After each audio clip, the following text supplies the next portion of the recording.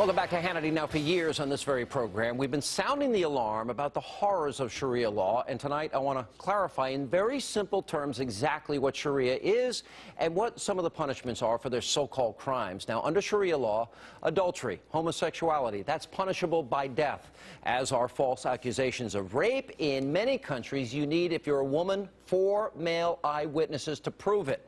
Honor killings are allowed, meaning that murder is permissible if someone is deemed to dishonor their family, their husband, etc. If someone steals something, guess what? Their hands cut off. Punishments for other crimes include beheadings, flogging, women beaten, stoned to death. And here now, with insight on Sharia law from Arabs for Israel, Nani Darwash is with us, and a women's rights activist who was featured in the Honor Diaries. Zaina Khan is both here. Guys, good to see you. Thank you for being with us. Nani, you grew up in Cairo. You grew up under Sharia. Is that an accurate description? Absolutely. And the problem with Sharia, it's not necessarily enforced by government. It can be enforced by anybody on the street. By men? By men. There are murders allowed under Sharia. Murdering an apostate is one of them. Anybody on the street. You mean apostate, meaning somebody who believed in Islam and then converts to Christianity? Or an adulterous woman. Yeah. Her father, her brother, her husband can kill her. How many wives can some of these men have? Up to 4 wives. The marriage contract under Sharia is different from the Judeo-Christian marriage. The man does not vow loyalty to his wife. Only the woman vows loyalty to her husband. Yeah. And if she's caught, or not even caught, if there's a suspicion, and she can be killed, and nobody goes to jail. And it happens. Yeah. And it happens regularly. Yeah, honor killing. That's you ever see the stoning of Soraya? Soraya, yes. It could be a suspicion, and everybody will sympathize with the husband and act like he's the victim. Mm-hmm. Men in the Muslim world, Sean, are burdened. So women are treated like garbage. Women are treated, in many ways, are they slaves? Well, the marriage contract is almost like a slave-master relationship. And unfortunately... They're sexual slaves? They are, yeah, sexual slavery is allowed under Islamic law. Yeah. It's detailed in Sharia. There are pages and pages on slavery and sexual slavery, which was never abolished by Islam. And women are not seen equally as their male counterparts under Sharia law. And you see this in Iran, you see this in Afghanistan, and you also now see it coming back on the table in Iraq with the Joffrey personal status law. And what this is it's a 1,000-plus-year-old tradition of Sharia law where it permissibly allows a 9-year-old girl to be married. And it gives male father and grandfather guardianship over females. Now, Iraq had a legal and 9-year-old girls are sent off to be married. Little children are... Yes, child marriage is a huge problem. Mm-hmm. And what is the issue with the Prophet Muhammad on this? There's debate, and there's and I'm sure there's debate and there's different interpretations, but bottom line is that it should never be allowed.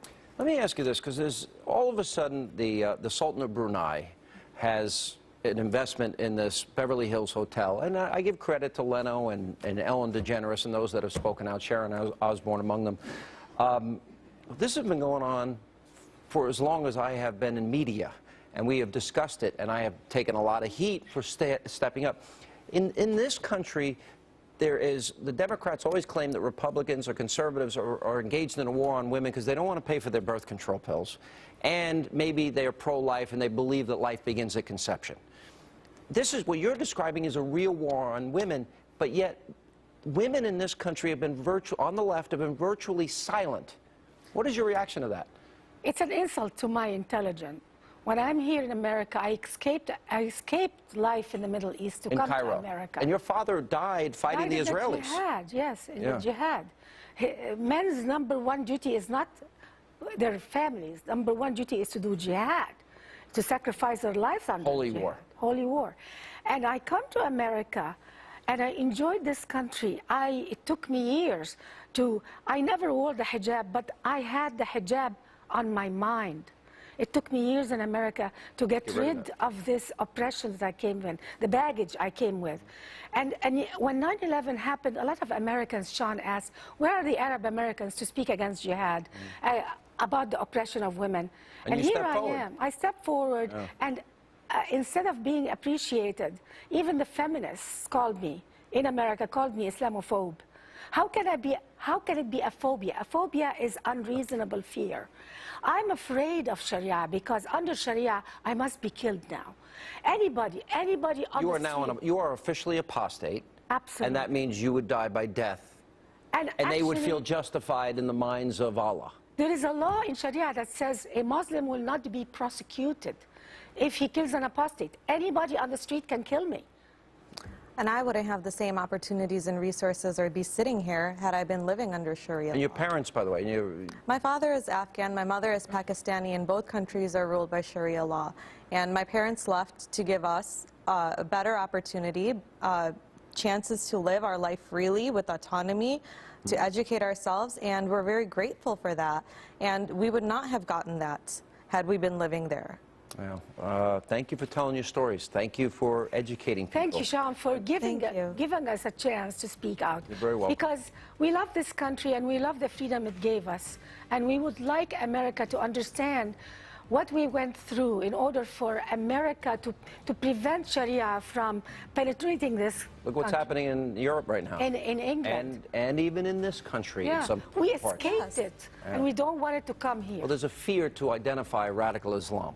Because then, quote, oh, you're offending people. You have to call it out for what it is. And there has to be a middle ground in that you can speak out and you can actually say, hey, you know what, this is wrong. Because it's not just a women's issue or an issue that's going on there. It's a human rights issue. issue. I agree with you. And we have to be able to speak out without being condemned for it. I challenge everybody on the left, speak out. Stop being a bunch of cowards.